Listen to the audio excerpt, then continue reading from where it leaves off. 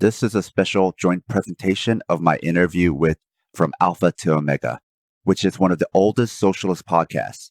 We talked for 2 hours and covered a lot of things that could only be analyzed when I'm a guest, rather than the one asking the questions. You can listen to the second half of our conversation on either the Southpaw or From Alpha to Omega Patreons.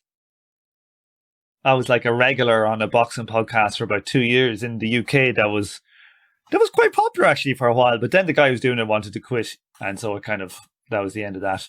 Also, you're a boxing fan. Oh, like I'm a hardcore boxing fan. For a while, I was really, really hardcore. But since the coronavirus has hit, I've kind of fallen back from it a bit. So I'm a total MMA casual. I'm actually not really that much of a fan of MMA, but and you're doing what I had thoughts of doing for like boxing, I think. It's actually not bi-directional. I find most people who like MMA also like boxing, but not everybody who likes boxing likes MMA. Yeah, it's weird. Like for me, it's like, boxing is brutal too, but I find MMA nearly too brutal for me. I don't know if people say that to you much. Yeah, I've heard that. I think also if you like boxing a lot and you watch MMA, especially now, a lot of MMA, unlike in the past, is contested standing now, like a lot of striking on the feet.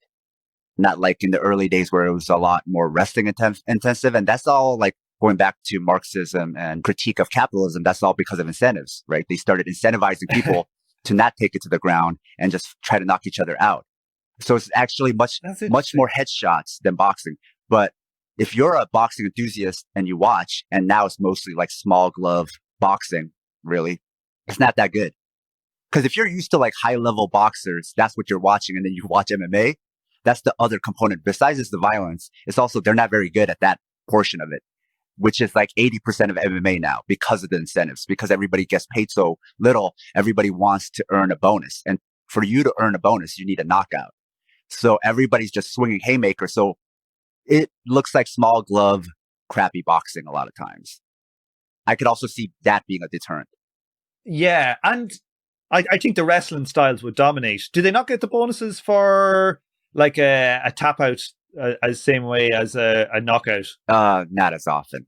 Yeah, because the wrestlers were dominating. Actually, let's just kick into the interview and we'll start. Fuck it. We're going to talk all this shit. Let's record it. All right. This could be the cold open, right? Like a lot of podcasts do the cold open and then they do the intro song and then there we go.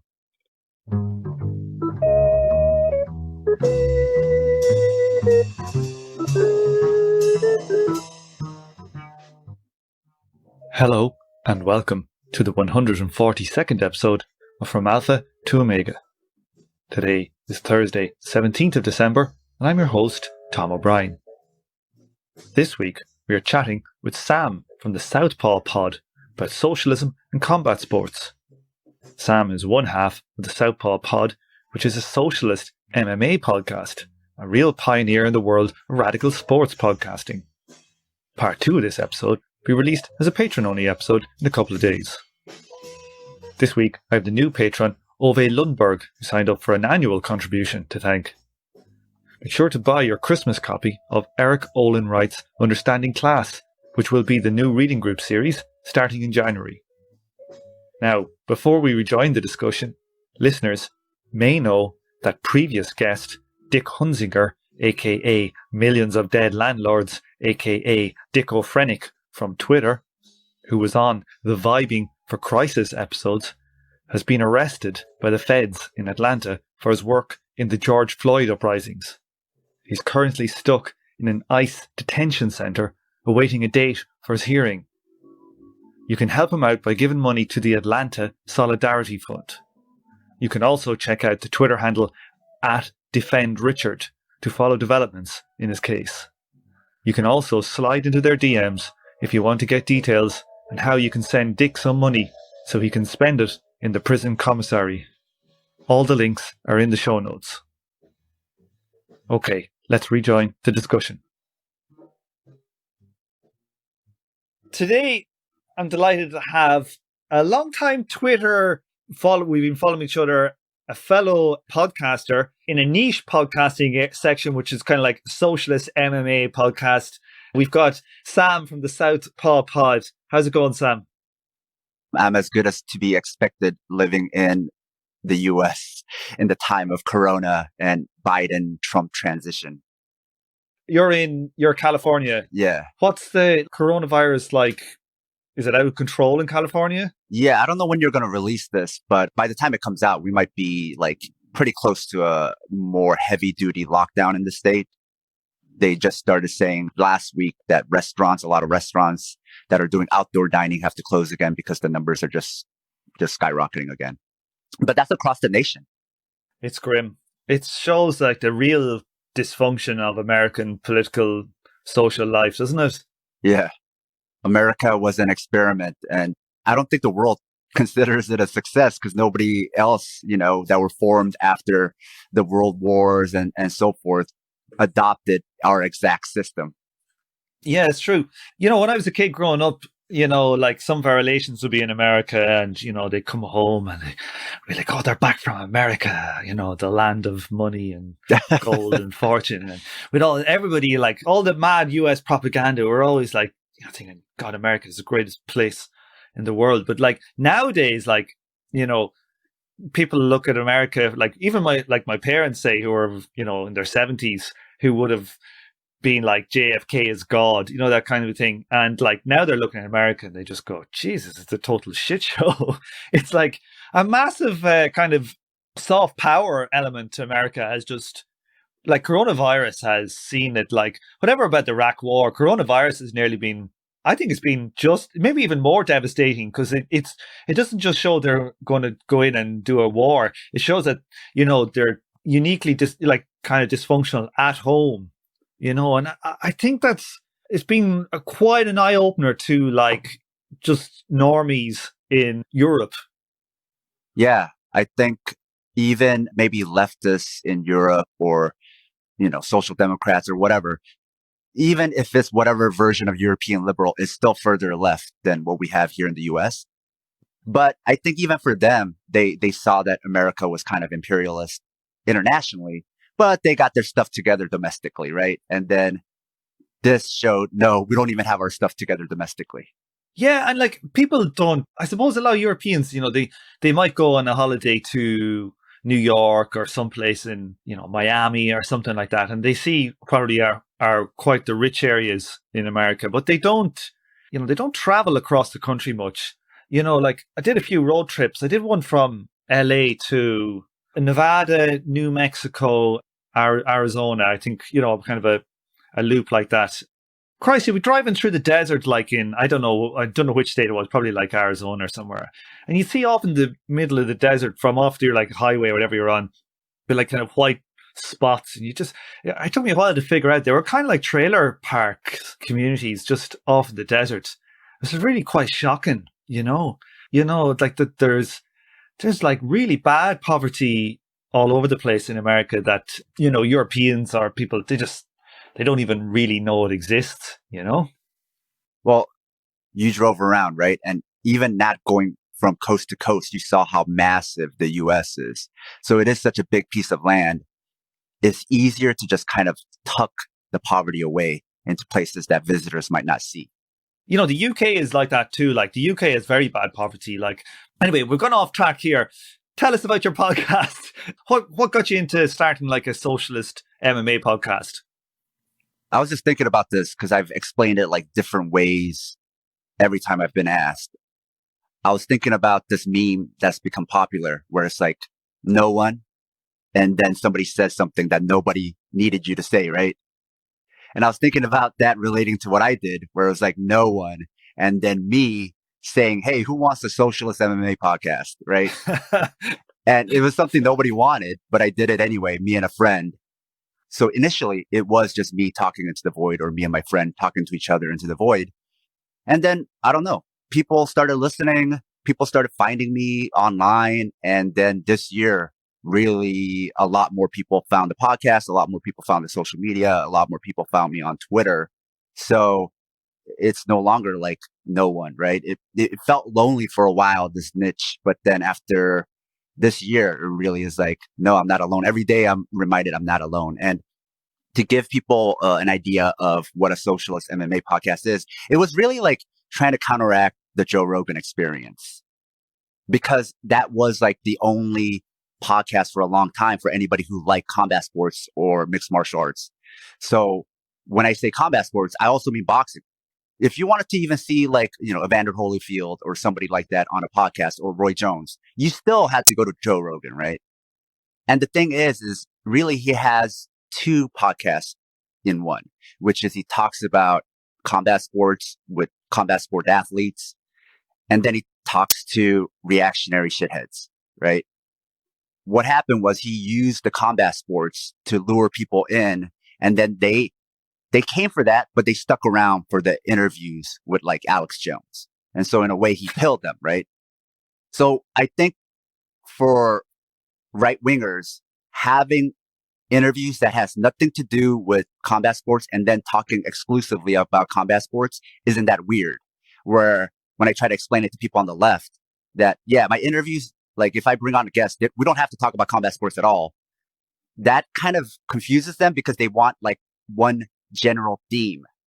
But just like him as in Joe Rogan, I've passively, just from people listening, people who just came over from the MMA have gone from being apolitical or not really thinking about it, or there's two different challenges. There's liberals, mainline liberals here in the US, and also Republicans here or reactionaries here, right? And they both have different challenges in trying to talk to them about the left. And I've gotten people from both crowds turning to socialism. I don't yell at them. I don't, browbeat them, just kind of like Rogan, just interview people, right? I don't talk to them about it, like hitting them over the head with it when I'm talking MMA. And somehow that passive combining of these ideas does work in making people think about socialism in a positive light. Yeah, absolutely. Like, I think we look back to the, this golden age of socialism in the, 10s or 20s in Germany. And they had like socialist, football clubs, socialist photography clubs. If we want to actually get towards like a socialist society, we need to create like our own socialist culture. And I just think it's a great idea. It's something I've toyed with myself, setting up a communist boxing podcast or something. And when I saw your one, I was like, brilliant. It's a sign that like shit's starting to happen somewhere. Something is happening, that we're getting MMA socialist podcasts. No, it definitely was a spirit of the time, because like, I guess I was ahead of everybody who thought about this, because after I started this podcast, like 6 months later or a year later, or even now, I find people DMing me where they're like, I found you just because I was thinking about doing the same thing and I wanted to see if anybody had already done one. And then I found you. So I guess from around when I started to even today, there are people independently coming up with this idea, whereas they had never thought about this prior to that. So there's definitely something in the air, whether I realized it or not. Let's talk a little bit about the MMA and its politics, because like MMA kind of seems to have a very white audience. Is that a white reactionary audience? Is that a fair comment? Yeah, I would say that's fair. Compared to say boxing, which tends to be much more, I would think, black and Hispanic. They're typically the biggest selling stars in America are black fighters and Hispanic fighters. And it's a long time since there was a major white fighter in America in boxing. The fans seem to have shifted from, I think a lot of white boxing fans have shifted to MMA. Is that true, or is that just like a kind of a crude analysis of some red-haired Irish freak over here in London? You're definitely speaking to something. I would say the people who follow it intensely, the people who are hardcores, as they call them, would be the more white reactionary.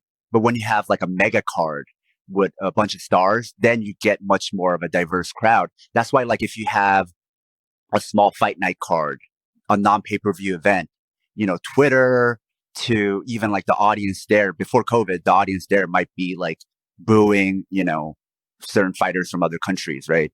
Or chanting USA, or all over social media, they might be saying a lot of like racist, reactionary stuff. But when you have a mega card, then you see the full breadth of MMA, which is it's not just reactionaries when it's the big card. So that's why they would boo Donald Trump. And that's why they would cheer for Bernie Sanders or boo people like Kobe Covington, who's an extreme, like racist reactionary. So it's true that the day-to-day people are those white reactionaries. But I think the reason why the people who doesn't fit into that mold don't follow it every day is because of those people. But it does speak to like something that's so compelling about it that for the big cards, that it pulls in everybody back. It pulls everybody back who might even like not want to be involved with it, but they just like it. Yeah, no, I see. It's like a kind of a similar dynamic, I think, in the boxing. Like this whole era of like Floyd Mayweather and Manny Pacquiao, you had like, you basically online, you had like basically race war trolls at it 24/7 for 5-6 years. You know, that's just like a kind of its own small subculture. But when like the actual fight gets made, you get like just regular boxing fans push into it, and it dominates and blasts away that kind of undercurrent of just out and out pure fucking racism. Yeah. And I think maybe there's like a low key embarrassment about liking combat sports for a lot of leftists, because I see some recognizable names on Twitter that me, like a lot of people recognize. I don't want to point them out, but then I see them all of a sudden start following me or liking my combat sports tweets, but they never mention it.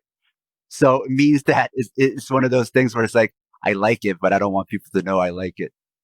It's a very weird one. Like I sometimes I really struggle with like my boxing. I struggle with, just how damaging it is for fighters on average, and I'm trying to weigh my obvious enjoyment and kind of addiction to watching it. So I can understand. I can just see, like, I notice that own contradiction in my own following of the sport. So I can definitely understand it in other people who aren't as into it as I am, because they're brutal sports like boxing and MMA. They're just in a totally different category to every other sport pretty much. Well, other than American football, I would say. Yeah, maybe as a European, like, we just look at American football and we go, them boys. look at all that padding and helmets they're wearing. Yeah. Them boys should play rugby. No, yeah. So they get a pounding, but like I can't give it to them, I can't. Sorry, this is my bias coming out here. Well, you think American football is as brutal as these other sports? Oh, more so. I mean, you could look at it theatrically like that, but regardless, like the amount of what's called CTE, like brain damage that's coming out, it's like, then it's like almost like trying to be like, I don't know, trying to be more macho than the macho reactionaries. It's not helpful sometimes. It's like look at the numbers, like they are getting brain damaged really badly. So something's happening there, right? Oh no, definitely, yeah. And even soccer players from the 60s and 70s in Europe, like, they're all dying very young of Alzheimer's, because the old heavy balls, they were like pigs, proper leather heavy ones, and they were hitting the ball so often. Yeah. A lot of them they're all dying like of literally in their mid 60s of Alzheimer's. It's pretty brutal. But yeah, are the rates, they probably don't compare to boxing though, do they, for brain damage? I would find that hard to believe.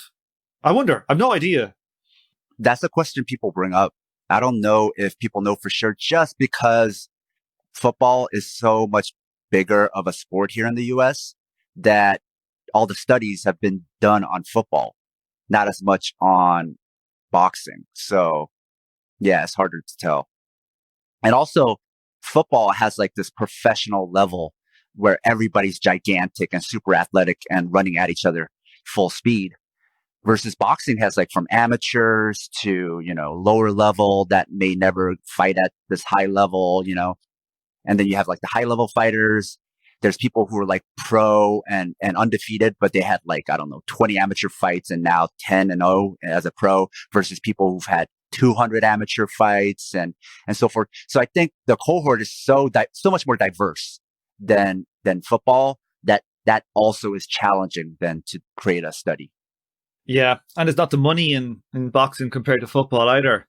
Who's going to fund it? Bob Arum. Yeah, that's the other problem. Like, what audience, like what public outcry is there for you to figure this out, right? The football studies happened because there was a backlash. There were people demanding it. Whereas in boxing, like I said, the fans show up for the big fights, but they're not like everyday hardcores. And maybe the ones that are, even in boxing, are the ones who don't care about brain damage, though. There is quite a few of them. I listen to like quite a few boxing podcasts, and like some of these fight fans are fairly brutal. Like, they literally want the guy knocked out. Like, I mean, they want them out cold, and, I was watching some old, well, it's interesting. We're talking about the brain damage. It's like, it's been common knowledge about CTE. Like, there is the whole term punch drunk.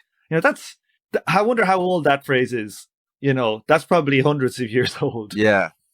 That it's kind of like nearly a new thing in football to the regular pundit, that they're hearing that, oh God, these guys are getting, brain damage. Yeah. I read this Japanese manga called Hajime no Ippo. Have you ever heard of it? No. It's a popular boxing manga, but it's been around since the 80s. And so it's been continuously printing and having new issues since then to today.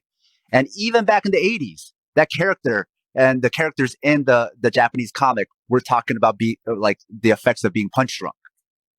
There you have it. So we're talking about a bit about the reactionary kind of element to the MMA scene. Like, you were doing some stuff that was like literally talking about not just kind of, right wing, but actual major stars who are kind of are neo-Nazis. Do you want to talk a little bit about that? Because I was aware of that for a while. They were talking about the Gracie brothers and that, but I was still kind of shocked when, you see, does one of them have an actual swastika tattoo? None of the major stars have swastika tattoos, but that has been an issue where maybe they sign a new fighter, then later it's revealed that they have swastikas, right? So what do they do there? Or like it's one of the feeder shows to the UFC, or it's maybe it's not UFC, but it's one of the major other promotions. And also in the subsidiary, market of like different types of grappling or martial arts tournaments, people with swastikas will show up. So it's there. And then if you look into a lot of the military apparel kind of casual wear companies that are associated with MMA and UFC that might sponsor, and you look into some of their stuff, then you see, it might not be outright swastikas, but the dog whistles are there. Like, especially if you know about white supremacy, like Rhodesia is a big popular one. And you see a lot of these apparel companies always alluding to Rhodesia, right? And that's all like officially there. Not just even in combat sports, even like American NASCAR and stuff like that. They're all there as well. And like, do they have like 88 and shit like that in their apparel or stuff? Not like something that they would wear like in the UFC to the fight, because, well, one thing, UFC doesn't even let you wear your own sponsors anymore. So you have to wear their uniforms, even though you're supposedly a freelancer. So you don't see that kind of stuff anymore. But back in the old days, when they could wear whatever they wanted, you would see some weird stuff on their shorts. Like, was there some famous gyms that were kind of associated with like some neo-Nazi types? Did I see you talking about that? Well, there's a lot of like outright Nazi gyms or far right gyms, and then they train MMA. And then if you're around long enough, because the general level of MMA isn't that high compared to other sports. So what I mean by that is, and by other sports, I mean professional sports, because the pay is lower. So a lot of the plus athletes will go to another sport. You rarely see somebody give up like a high profile career to come to MMA, or you never see that. But what you have in MMA is a lot of people who things didn't work out for them in their primary sport, and they switched over to MMA. And even though they weren't good enough for that professional sport, they're still like better than everybody else as far as athleticism in MMA. So my point is that the barrier to get into like some of these shows are much lower. So if you have a MMA gym and it's full of far right shitheads, and you've been around long enough, you could probably train them well enough to get them into some of these shows. And then from there, it's a numbers game. If you train enough people, then you could probably get them into the bigger shows. And on top of that, there's a lot of fusion. So MMA, a lot of people train at different gyms. there's a lot of like network effect. There's a lot of interconnectedness. So a lot of these ideas also show up in the mainstream gyms with like a lot of top name fighters. So like at Jackson Wink, which is probably one of the most premier MMA gyms that has had and still has a lot of the top UFC fighters like John Jones, they've been in the news where they've been doing stuff with the far right militia in New Mexico to hanging a literal QAnon banner above their gym. And the coaches are always spouting QAnon, racist, anti-Semitic conspiracies. So it all kind of intertwines. It's hard to separate one thing from another. It's kind of like a social fabric because a lot of MMA itself is being trained in like these tucked away, like middle of nowhere places. And part of that reasoning is because wrestling is popular there. And secondly, because there's no quote unquote distraction. So you're in the middle of nowhere. But then you have all these people in the US, what do they call them? They call them like off-gridders, these type of like survivalist libertarian types who are also there too. So it all kind of like merges and mind melds and creates this culture. Yeah, especially, you have like, I presume it's like boxing where there's like gyms like need sparring and you have big interaction between different gyms and networks can form, ideas spread that way too. I would say boxing, the reason why it hasn't been as bad is because a classic boxing gym is more anarchistic, I would say, where you go in and you just pay a day rate, right? It's run kind of like a group owned club or a co-op. You pay a day rate, which is really cheap. And then you work out on your own. There's no classes, right? And then if you want to find a trainer, you work that out on your own with somebody there. And it's all very like DIY, right? Which is starting to change because a lot of boxing gyms are starting to adopt like the martial arts model of having classes and now having what's called a tuition, where you have to pay an exorbitant, monthly fee to train at this boxing gym, right? But I would still say that's emerging, but classic boxing gyms, because of that style, if you have those kind of reactionary elements, it could still stay isolated. It doesn't permeate throughout the whole gym because everybody's doing their own thing in a gym. Whereas in a martial arts gym, everybody's doing things together. Yeah, there's a much more of a master guru kind of a thing in MMA gyms. Well, I was going to say to your point about master guru, even if you have left politics, if you train martial arts, there is a blind spot where I've seen socialists, Marxists, anarchists, doesn't matter what the tendency is, but they're domain specific. So they could apply this logic of politics to everything else. But when it comes to their dojo or their martial arts gym, they just put the blinders on and they will like defend or like apologize for just openly obvious, explicit reactionaries to fascists. Because this is something I talk to a lot of people about within the Southpaw community, which is that cult overrides politics. Meaning you could have whatever left politics, but the cult is more powerful than that. You could go to, this karate gym and you have such reverence for the teacher. You might be like, no gods, no masters, everything else. But here you venerate them so much. And so even if they say shitty things, you'll defend them because your association, that karate association to you is more important to you than being a leftist. Does that make sense?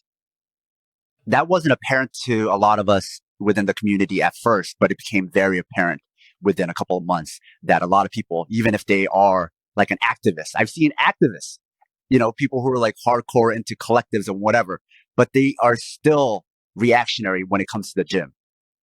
Yeah, there's plenty of leftists who like a good guru themselves, Yeah. It's like the sect form in the gym. Well, it's not like you adopt left politics and it's like a magic pill that cures you of all your reactionary tendencies, right? You grow up watching all these martial arts movies. And so you're conditioned to have like this magical fantasy idea about it in your head. Left politics isn't going to just make you delete that from your brain. It's still going to be there. And also on top of that, you don't even know you should delete it. You don't even know that's reactionary or problematic. It doesn't even occur to you because you always considered martial arts something that is in a vacuum, that is away from everything else. I would say that in sports, that I don't know, I'm going to make a real generalization with no facts here, but I think typically in a sport, an elite sport, professional sport, because a lot of the times, specifically in non-team sports, so like, boxing or these type of ones, that because they have to fight and they have to do it all themselves, they feel like everything I do is because of what I've done and I've sacrificed myself, and that it kind of lends people to not having a kind of, social or communist, whatever outlook, that they feel like I did this on my own back. I'm an individual. And I think also with the coach, I think there's a bias there. Oh yeah. Like from what I see is like the amount of sports stars that should know better, that come from bad backgrounds, I think it has to be a tendency that's going on. So going back to like no gods, no masters, right? You could have somebody saying that. But if it's a guy who's like all about that, ask them, hey, what do you think about Bruce Lee? And they completely forget that they were all talking about no gods, no masters. And they'll just like gush about Bruce Lee and how he's a god, right? So they could be talking about those types of ideas like 5 minutes prior and completely forget that they mentioned it or the contradiction here. Yeah, like how many fight fans go, oh yeah, like commies or socialists go, yeah, oh, my favorite fighter is Mike Tyson. I love Mike Tyson. You go like, he's a rapist. Yeah. A convicted rapist. And they go, oh, well, yeah. And then they'll say something like, oh, well, I don't know if that was like, there was definitely some gray area around that. I think, Don King said something like he was innocent, get fucked. Man, Mike Tyson I even like, talked about Mike Tyson on a tweet like a couple of years ago, and that got a lot of pushback from leftists. Yeah, that is a thing, especially Mike Tyson, just because he is so dominant. But he comes from that era of like highlights. He was like the first packaged highlights fighter, meaning like he was having these knockouts and TV and HBO would create these like highlight packages just of the knockouts, right? And so then that's when fight fans went from the sweet science and appreciating that to just wanting to see knockouts because they were conditioned to by these promo packages that were featuring Mike Tyson. So not only were they conditioned to only want to see knockouts, they're also conditioned to really like Mike Tyson and to think that is what good boxing is. Then from there, they have such a reverence for Mike Tyson. I've had people where I bring that up about that he is a convicted rapist. And then they're like, oh yeah, where their love of Mike Tyson as a boxer and that idea of them being a rapist never occurred to them simultaneously. People are the same though, even with Michael Jackson. Like, how many people listen to Michael Jackson and say, well, I still like his music? Like, I always say to them, this is what I say. I say, okay, imagine now there's a pizza shop right down your street and they've got the best fucking pizza in the world. But then you find out that the fella who's making the pizza is a kiddie fiddler. Would you still go in and buy his pizza? And they always say, no. I say, right, well, fucking, you should turn off your Michael Jackson then.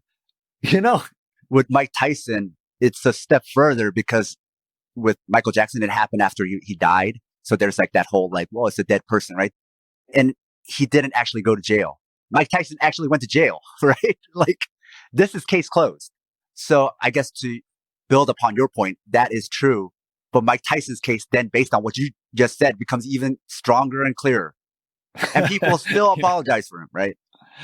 Yeah, people apologize for him. Absolutely. So one thing I'd like to talk about is the business of UFC. Can you tell us like the business model and how it works? Talking about the business model is one of my favorite ways to kind of explain left politics because you have these control groups. And actually, I think that is why a lot of listeners who just came for MMA and to hear us talk about combat sports became receptive to socialist politics. So you have an example of like 3 different approaches to labor rights. And they're not all ideal. So the first one is the UFC, which is basically anarcho-capitalism, right? It is just like purely whatever the owners want to do, that's what they do. Then the second tier would be a policy act, which is boxing and the Ali Act. And even there, if you're a boxing fan, you know that isn't a cure-all. It still has problems. But it's still something that MMA doesn't have.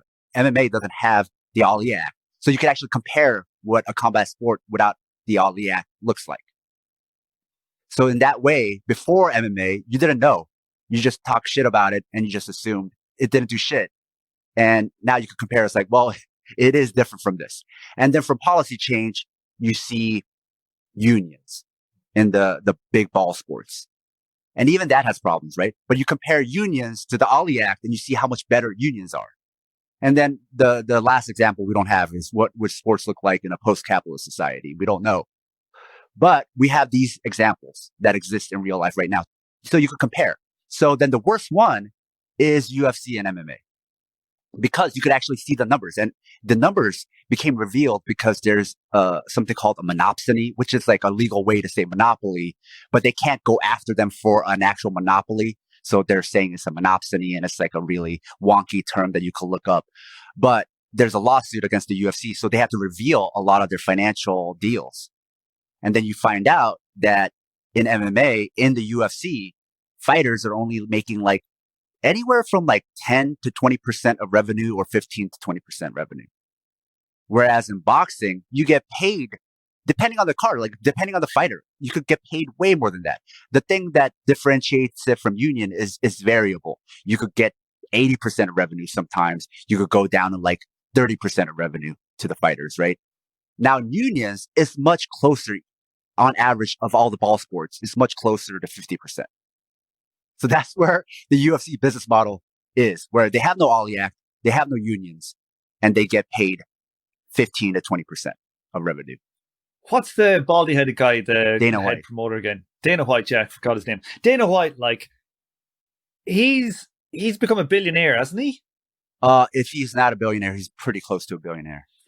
And the guy, what's the name of the guy who owned the UFC? Did he sell it recently? What was his name? The Fertitta brothers? Was it another guy? Was it a guy with a Z in it or something like that? Yeah. No, they call their parent company Zuffa, but that's not their last name. Okay, that's what I was So thinking. their last name is Fertitta. And so did they sell it for something crazy like $7 billion or something? It was like a little bit over 4 billion. You know, what's interesting is that those two brothers come from casinos, from the Vegas casinos. And if you look back into their family history, there's even mob ties to that family. Surprise. Right? Surprise, yeah. But even with that said, now we have a control group because now UFC is owned by a Hollywood company, WME, right? And they have a business deal with Disney, ESPN. So a lot of fighters and a lot of people who left the company will tell you that it was still better run as far as fairness to fighters when it was run by casino mafia guys than it is by Hollywood guys. That's good. That's too good. That's too good. And that's real, right? Like we have that comparison also. But at least they donated to Joe Biden. Huh? Well, the funny thing is the people who started this whole private equity group is one of the people is Ari Emanuel, who is, I don't know if he still is, but he was Donald Trump's agent. So the whole Donald Trump and Ari Emanuel UFC relationship goes way back. Can you explain like to people what the Ali Act actually did? Because most people will have never heard of it. Yeah. It's one of those things where if you read the law, you don't know what that looks like in real life, right? So if I read the law or you look it up, you're like, okay, so what does this do? Like, it doesn't sound like it does anything. But what it does do is it got rid of a lot of conflict of interest, which they're figuring out how to get around these loopholes. But a lot of conflict of interest of like promoters doing bad things against the interests of their fighters. And also it allowed fighters to become their own promoters and get a slice of the pie. And there's a lot of things that you can't do. So you can't run the UFC model in boxing. That's why the UFC was trying to start their own boxing promotion called Zuffa Boxing, which I don't know where it is right now. But one of the things that they ended up doing is they decided they're not going to be a boxing promotion, but instead be a TV platform for other boxing promotions to run their shows because they couldn't run it like they can't run what they do with the UFC boxing because of the Ali Act. So to give you an idea, that is the thing that stopped Zuffa Boxing from becoming a promotion. Yeah, like I remember like just like some historical, like before the Ali Act came in, I think it was Joe Louis that when he wanted to get the title shot, he had to sign up 10% of all his future revenue on every fight Yeah. I think for listeners, American listeners, you're talking about Joe Louis, right? Yeah, all right. You call him Joe Louis. Yeah, sorry, Joe Louis. We call him Joe Louis. Joe Louis. We call him Joe Louis too. Joe Louis. And like, I think that's true. So for every fight he had after that, he had to give, I think it was something like crazy, like 10% of gross. Yeah, yeah, I've heard Some that. like absolutely like insane thing. And they could use that to basically to stop like a good fighter, becoming champion. One thing that boxing fans say about UFC though, but the UFC is weird because it's essentially a monopoly. They have monopoly power there, and like in boxing, you have pure anarchy. You have got four major title belts, and then you've got, in America you got two or three main promoters. In the UK you got two or three. In like Germany you got two or three. But around the world there are like probably 15 major promoters or 20 promoters, and they're all battling in. But in UFC, you have one company has the belt and they control rankings.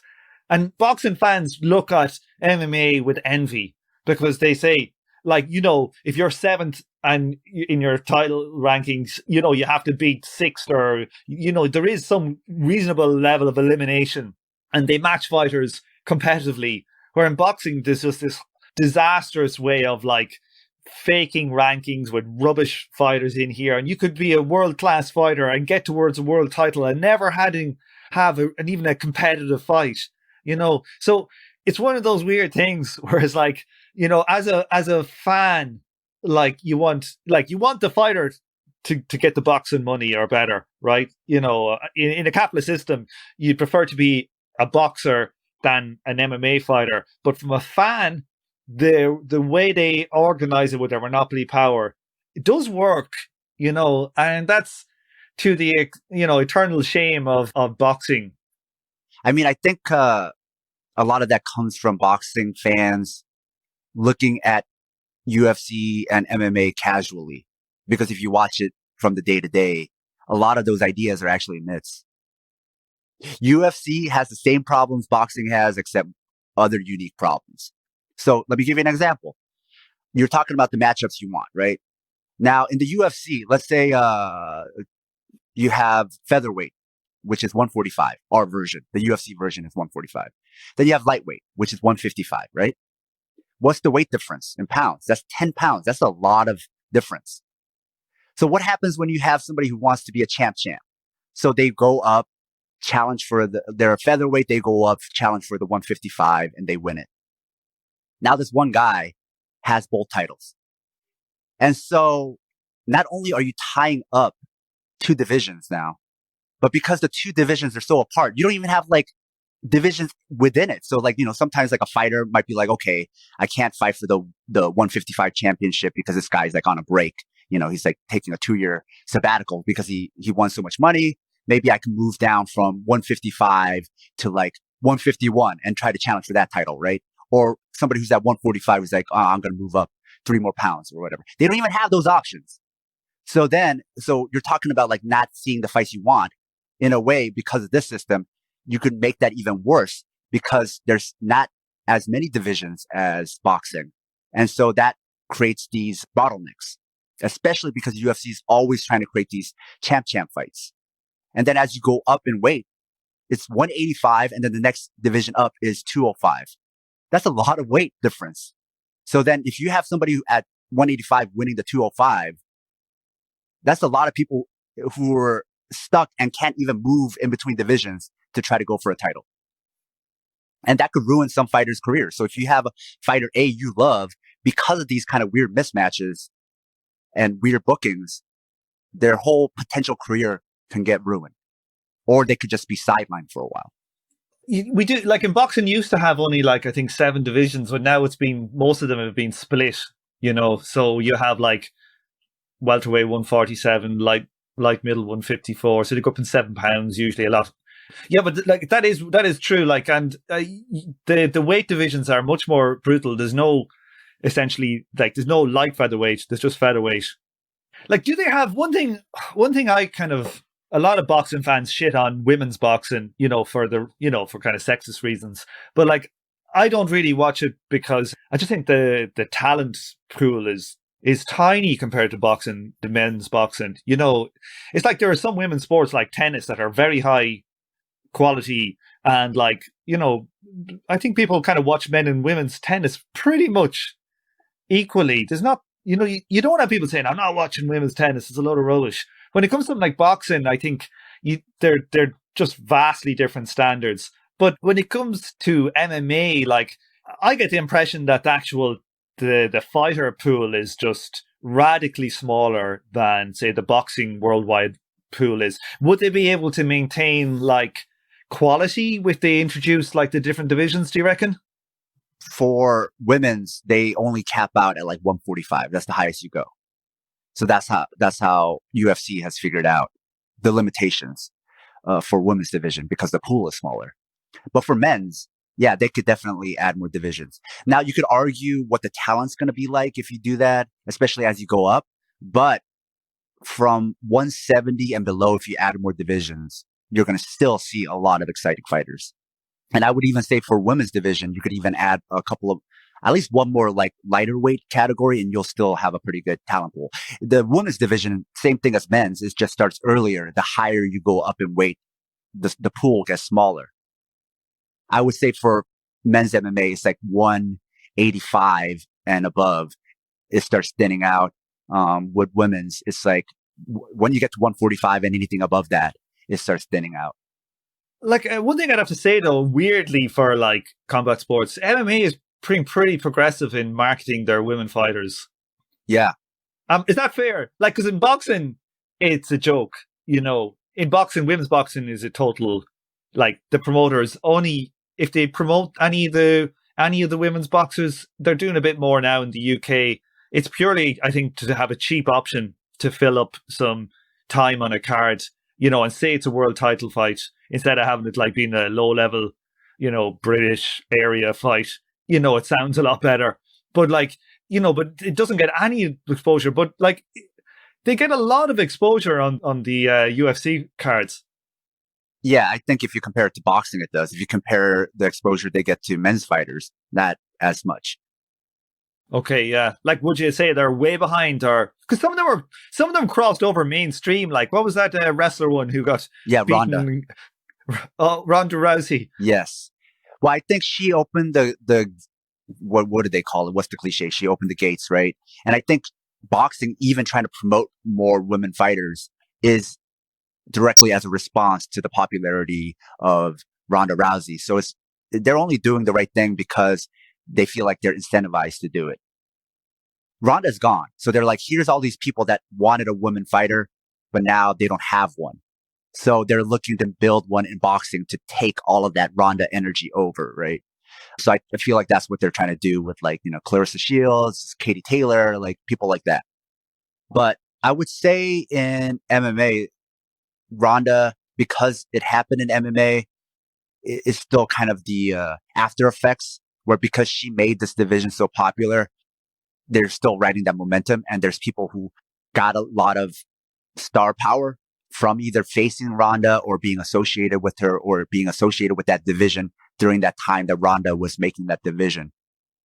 And also they're going slow. They're adding divisions in the women's division very slowly.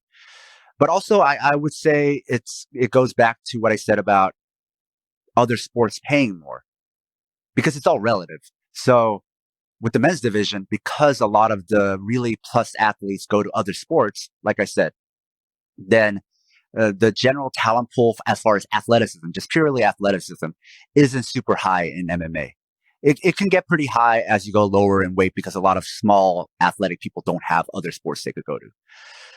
But because it is still like you're not going to see like a LeBron James in MMA as far as that level of athleticism, then the men's division doesn't seem like that much more athletic than the women's division. So, you know, you have men making it to the UFC who started their first martial art at like 25. You still see that. So women, crazy. So imagine doing that in boxing. Even with boxing's like all these bullshit divisions and organizations, that's still super rare. Whereas in MMA, that's pretty common. So then for women who come in, their parents like maybe were were sexist and didn't let them do combat sports, and they started at 18, right? And then they come into the UFC at 22. Their skill quality isn't going to be that much worse than the men's, because the men also like might have started later, and their counterparts who were really athletic went off to professional soccer or like American football or basketball or something else. I'm just thinking what you said about like fighters coming to boxing late. Like in the last 20 years I've been following the sport, like I'd say the only top level boxer was Sergio Martinez. Do you know Sergio Martinez? No. He's a middleweight champ. He was Argentinian. Oh, yeah. He was really good. Yeah. And like, he was a footballer and he like broke his ankle or something like that. And he started picking up boxing when he was like 19. And he got to the highest level. But that's super rare. And he was like a professional footballer. Like, he wasn't just like a plumber. Yeah. It's like, that's one thing I kind of find with MMA a bit. I feel like the talent pool, it's kind of, because in reality, it's a new sport. Like, you know, you go to, say, a small country like Ireland and you go around, there'll probably be 100 boxing clubs in Ireland, right? And even though we've had Conor McGregor, I don't know if there's 5 or 6 MMA clubs in Ireland. I don't know. Like, I don't know. I never heard of one anywhere near me. Okay. Where I grew up. So it's like, I wonder like what the actual, it's to be expected though, because it's a new sport too, but like, particularly if the money is not good and the brutality of the sport it seems like it's kind of stuck in this kind of spot whereby it's very profitable for the owners, but like it doesn't attract the highest talent and the wages aren't great. It's kind of it's weird it's such a prominent sport given that kind of combination. So I did actually look up the statistics on this because I knew I was going to be wildly incorrect here. So the Irish Athletic Boxing Association has currently over 360 clubs affiliated across the north and south of Ireland. And from what I can tell, there seems to be around 40 or 50 MMA gyms in Ireland. That's including like things for kickboxing and jiu-jitsu and general martial arts. So that was higher than I expected. You know, there's probably been quite a boom since Conor McGregor has happened, but still it's a much smaller size and it certainly wouldn't have the institutional longevity of boxing across the country. To your earlier question, that is why they're not even like feminists. They're not trying to like promote women's MMA, and they still don't do it as much as men. But the reason why they do it is because the whole thing, the talent pool isn't that great. That's just a general problem. And I think before people knew what people were getting paid, there was this idea that maybe there was money to be made in MMA. So a lot of high level collegiate wrestlers in the US were going over to MMA. But now even that has started to drop off because they're hearing from their friend that they wrestled in college with. They're like, no, I'm only making this. And they're like, what? I'm making more than that from my day job, you know, my regular office job. So why am I going to go over to MMA if I'm making more than you right now? So there was this period where plus athletes from American wrestling were coming over, but you're even seeing that to start to drop off.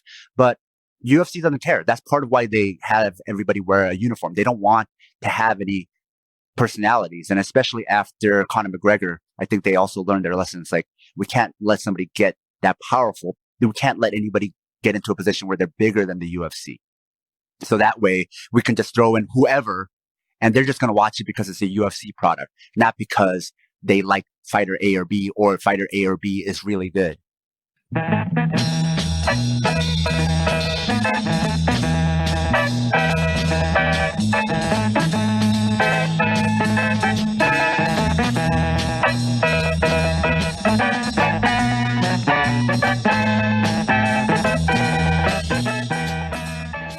On this episode, you heard the theme tune The Order of the Pharaonic Jesters and Night of the Purple Moon by Sun Ra and his orchestra. Thank you for listening, and please join me for the next episode of From Alpha to Omega. This show is a member of the Emancipation Network, a Marxist podcast and research collective. Make sure to check out our network sister podcasts, General Intellect Unit, Jumpsuit Utopia, Mortal Science, and Swampside Chats. If you enjoyed this conversation and want to hear more, you can find the second half on